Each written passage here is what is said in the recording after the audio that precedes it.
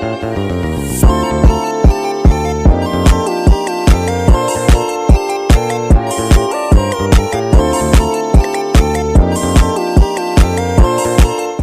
lagi teman-teman, kita bakal bahas ke intangible assets. Jadi singkatnya, intangible assets adalah aset tidak berwujud. Jadi kalau plan asset adalah aset yang dapat kita lihat secara fisik, sedangkan intangible asset adalah aset yang tidak bisa kita lihat secara fisik. Ada dua karakteristik dari intangible asset teman-teman. Ada yang memiliki jangka waktu, ada juga yang tidak memiliki jangka waktu. Kalau di plan asset itu limited life kayak land improvement, terus equipment dan lain-lain. Kalau indefinite life itu kayak land, dia tidak terdepresiasi. Begitu juga di intangible asset, dia tidak teramortisasi. Nah, teman-teman tadi kan ada 3 nih kita belajar.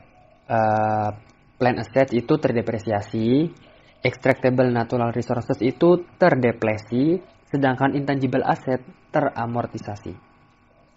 Contoh-contoh dari intangible asset itu ada paten, copyright, trademark, trade names, goodwill, franchise, dan lease.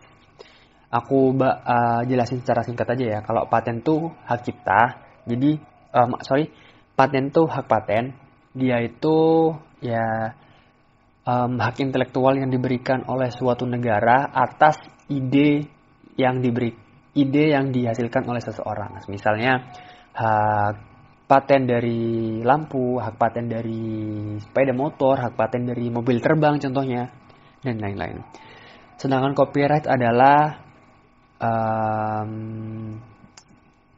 copyright itu apa ya? Hak cipta. Jadi dia tuh perusahaan tersebut memiliki wewenang untuk menjualnya, untuk membikin karya itu kembali. Contohnya di buku itu hak cipta digunakan.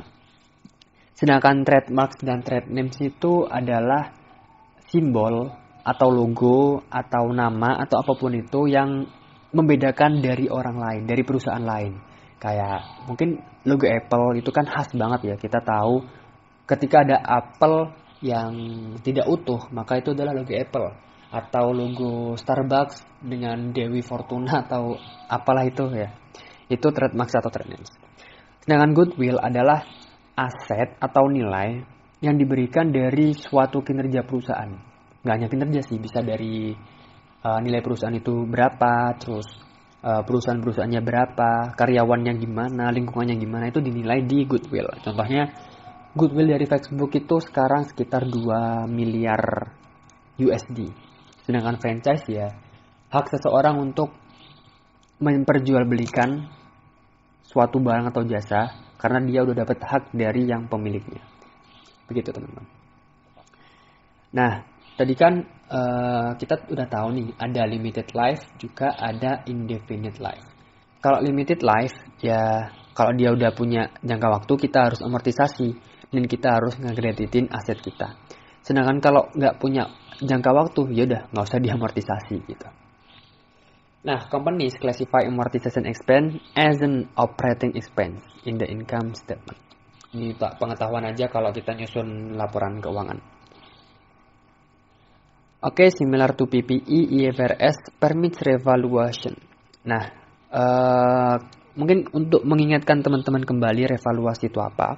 Jadi revaluasi itu adalah, misal gini teman-teman, kalau di plan asset kita kan punya useful life. Useful life-nya 5 tahun.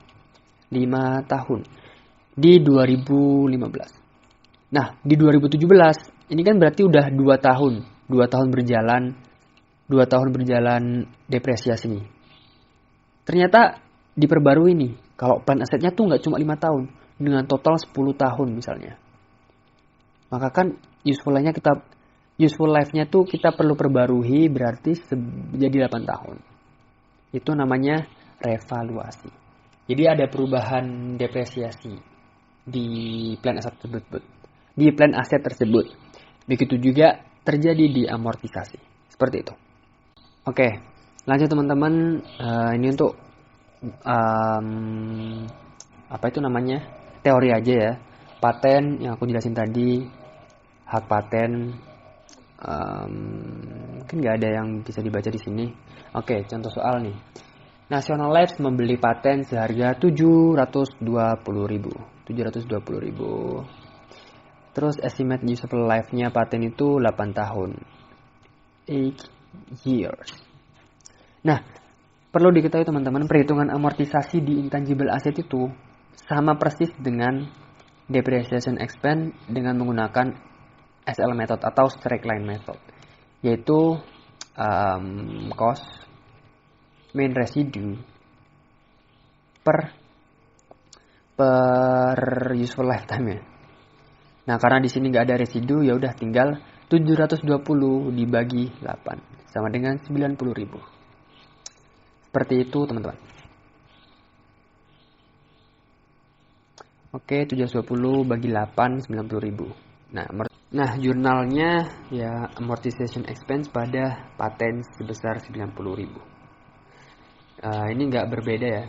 Tadi kan kalau di natural resources di debitnya tuh equipmentnya, sedangkan di sini sama persis kayak depreciation expense, yaitu amortization expense. Bedanya di sini nggak ada accumulated amortisasi, tapi langsung pada asetnya.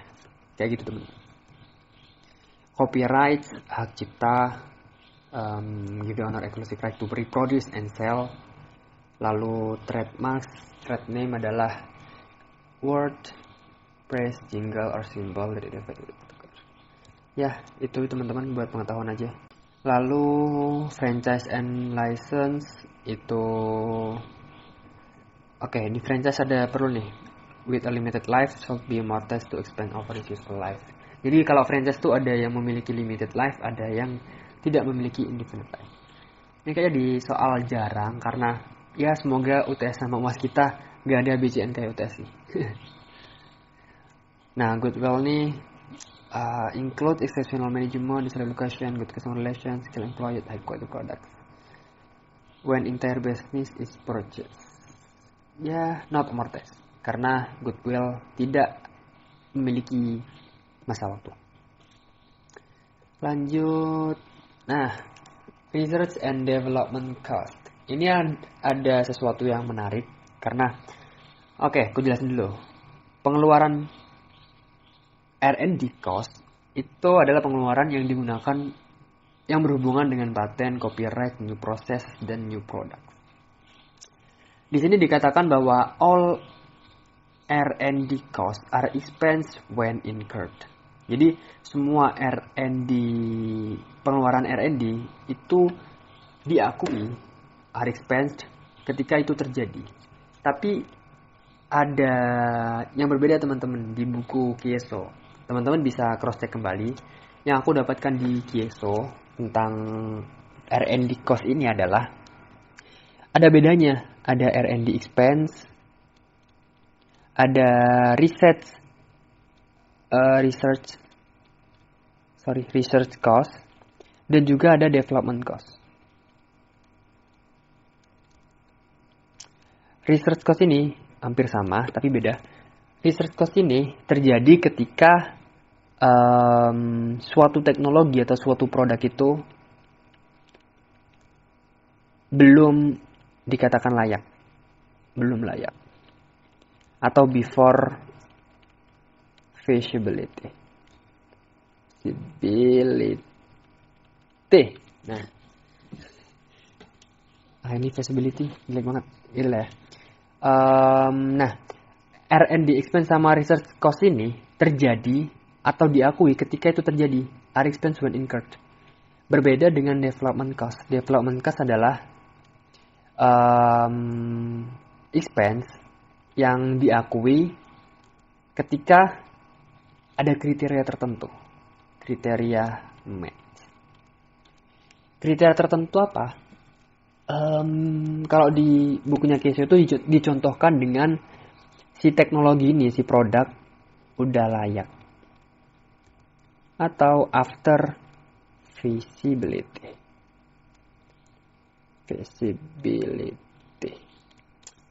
Tahu ya bedanya teman-teman, development cost, research cost, dan R&D expense. Oke, kita lanjut. Contoh research and development cost teman-teman. Laser scanner LD span spend 1 juta untuk research. Kita tulis nih, research 1 juta. Dan 2 juta development 2 juta. Nah, dari 2 juta itu ternyata ada development cost yang terjadi sebelum teknologi itu layak, sebelum feasibility. Maka dari 2 juta ini ada 400.000 yang sebelum. Maka dia masuk R&D expense. Oke. Sedangkan 1.600.000-nya itu terjadi setelah, was incurred after technological feasibility. Jadi setelah. Maka ini masuk development cost. Maka jurnalnya gimana? Maka jurnalnya adalah R&D expense sebesar berapa? Ini tambah ini 1.400.000. Lalu development cost sebesar 1.600.000. Pada cash sebesar 3 juta. Kayak gitu teman-teman. Oke, kita lihat jawabannya. R&D expense 1.400, development cost 900, dan pada cash 3 juta. Oke, lanjut teman-teman. Ini cuma ada ya pertanyaan. Ini coba dijawab dulu teman-teman. Statement is false. Mana yang salah nih? Jika intangible asset memiliki jangka waktu, itu harus diamortisasi. Benar dong. Amortization period of an intangible asset bisa lebih dari 20 tahun. Bisa nggak ya? Bisa dong. Tergantung perusahaannya mau seberapa juga. Biasanya kan hak paten, hak cipta itu kan amortisasinya sangat lama ya. Jadi bisa. Lalu goodwill is recorded only when a business is purchased. Di slide sebelumnya bisa dikatakan gitu. Ada yang mengatakan gitu, tertulis gitu, jadi benar. Development costs are always expensed when incurred. Salah ya? Jadi jawabannya yang D. Karena development cost terjadi ketika ada kriteria met. Ada salah satu kriteria tertentu. Jadi jawabannya D. Lanjut, ilustrasi lagi. Ini cuma teori, teman-teman bisa teman-teman jawab sendiri. Allocation of the cost and extractable natural resource to expand in a rational. Jadi alokasi cost untuk extractable natural resource berarti apa? Depletion. Rights, privilege, competitive advantage, ownership to non-physical substance. Nah, seperti intangible asset. An exclusive right granted by government. Ini bisa teman-teman jawab sendiri ya. Cuma teori aja, aku lanjut aja. Oke, apa ini? Statement of financial position. Aku skip aja. Aku skip. Kita masuk ke metode ketiga aja. Nah, ini. Kita masuk ke exchange of planned assets. Jadi, biasanya perusahaan itu mencatat ketika kita exchange itu kita untung atau rugi. Nah, kebanyakan dari exchange itu memiliki commercial substance. Ada gain, ada loss-nya lah. Nah, commercial substance adalah jika cash flow masa depan ada perubahan dari perubahan tersebut, dari exchange tersebut gitu. Oke. Kita langsung nyoba ke soalnya aja. Itu tadi udah dikasih tahu, jadi kita nyoba ngerjain sendiri aja. Kita udah kasih tahu ya kalau loss ya. Gak apa-apa deh. Kita coba ngerjain pelan-pelan dulu. Roland NV perusahaannya melakukan penukaran dari truk lamanya. Truk lamanya seharga 64.000 dengan akumulasi depresiasi 22. Kita tulis dulu. Truk out seharga 64.000. Dan akumulasi depresiasinya besar berapa? 22.000. Maka kita dapat book value-nya. Book value-nya seharga 42.000. Jadi nilai dari barang kita saat ini, nilai dari barang kita saat ini adalah 42.000. Plus cash, oke, 17.000. Berarti kondisinya adalah kita melakukan tukar tambah, di mana kita melepaskan aset untuk mendapatkan aset yang baru, dengan tambahan kita mengeluarkan aset sebesar 17.000. Oke, the old trust had a fair market value of 26.000. Kita tulis dulu nih, cashnya 17.000. Sedangkan market value dari truk old kita seharga 26.000. Oke, aku jadi ada pertanyaan nih buat teman-teman. Menurut teman-teman, cash 17.000 ini bakal menambahkan dari market value atau justru mengurangi? Atau bahkan si cash ini menambahkan nilai dari book value atau mengurangi nilai book value? Coba teman-teman jawab dulu. Oke, bisa di-pause dulu sih. Aku mau langsung jawab aja. Jadi jawabannya adalah menambah ke market value dari si barang tua ini, aset lama ini. Jadinya market value dari si new. Logikanya teman-teman, ketika kita melepaskan sebuah aset, market value-nya adalah 26.000. Harga di pasar tuh 26.000. Tapi untuk mendapatkan equipment baru, mendapatkan aset baru, kita perlu menambah cash sebesar 17.000. Maka kan berarti kan market value dari aset yang baru ini adalah penjumlahan dari market value old ditambah cash kita, yaitu sebesar 43.000. Gitu teman-teman. Maka tinggal nyari itunya aja sih, jurnalnya aja. Jadi asetnya, debitnya yang pasti kita dapat, kita dapat truk new seharga berapa? 43.000. Lalu, of course, kita dapat akumulasi depreciation sebesar 22.000. Dan juga karena kita udah dikasih tahu kalau ini loss, berarti ada akun debit loss ya. Tapi kan kita belum tahu nih sebesar berapa. Lalu di kreditnya bakal ada truk lama kita seharga 64.000. Lalu kita juga ngeluarin cash sebesar 17.000. Nah, kita udah tahu nih sebenarnya untuk mencari loss nggak perlu ada pengetahuan apa-apa. Maksudku nggak perlu kita tahu dari yang jelimet ini. Kita cuma tinggal nyari selisihnya kredit sekarang dan debit sekarang tuh berapa. Ini kan berarti 67. Ini berapa nih? 81.000. Maka selisihnya adalah berapa? 80 kurangi 66. 14.000. Berarti loss-nya adalah 14.000. Gitu teman-teman. Tapi cara aslinya untuk ngecek jawaban kita benar atau enggak, kita bisa pakai ini nih. Loss-nya adalah book value kita dikurangi dengan market value kita. 42.000, 16.000. 26.000. Ada yang salah.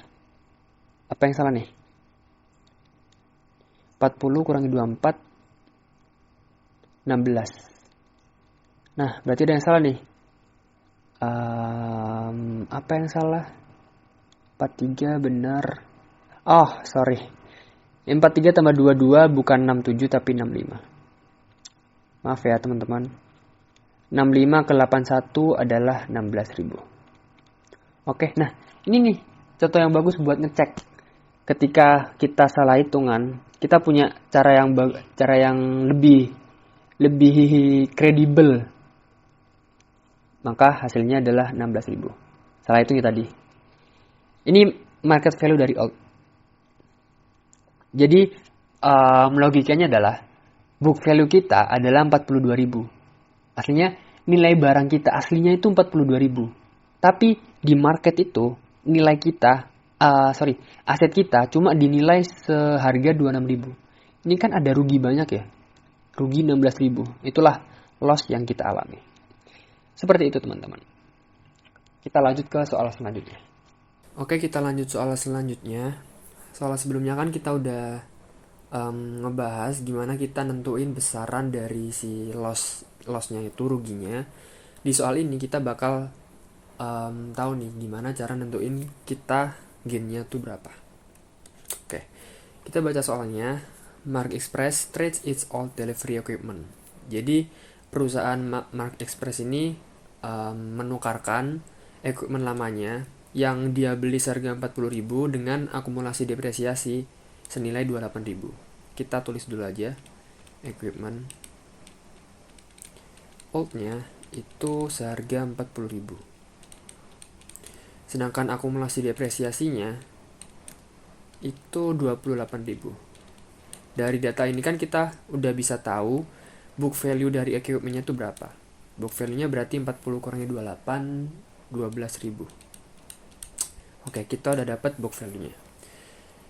Lalu ternyata harga dari aset lamanya ini, equipment lamanya itu di market itu cuma seharga 19.000. Nah, perusahaan Mark ini juga harus ngebayar 3.000. Berarti kita tulis cash 3.000. Lalu MV-nya atau market value dari si equipment old-nya ini seharga 19.000. Sama kayak soal sebelumnya, si cash ini bakal menambah market value-nya. Maka market value dari truk yang baru adalah penjumlahan dari cash ditambah market value barang lamanya. Berarti 22.000. Oke. Kita udah dapat market value-nya equipment barunya. Jadi kita tinggal ngejurnalnya aja, kita masukin jurnalnya. Yang jelas di debit kita udah pasti udah dapat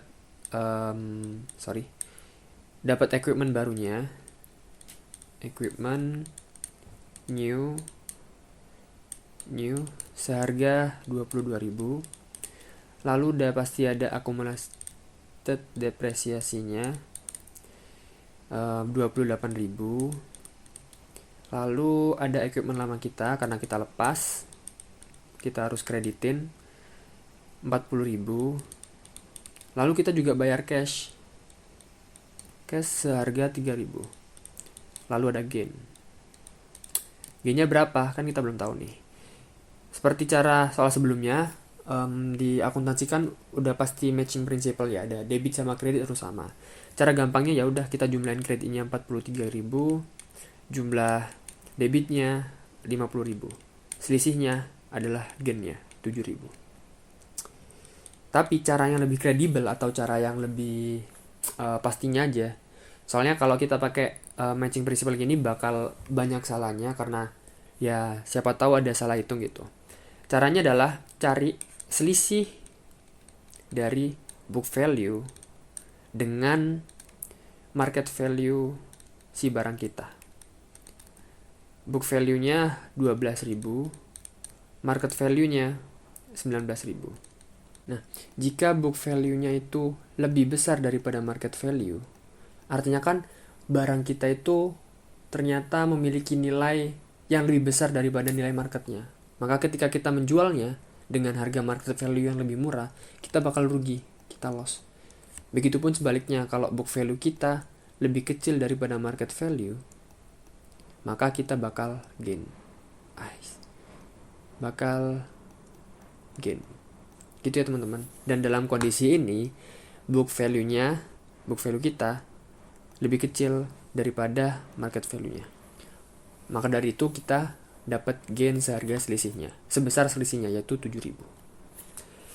Itu teman-teman untuk soal gain treatment.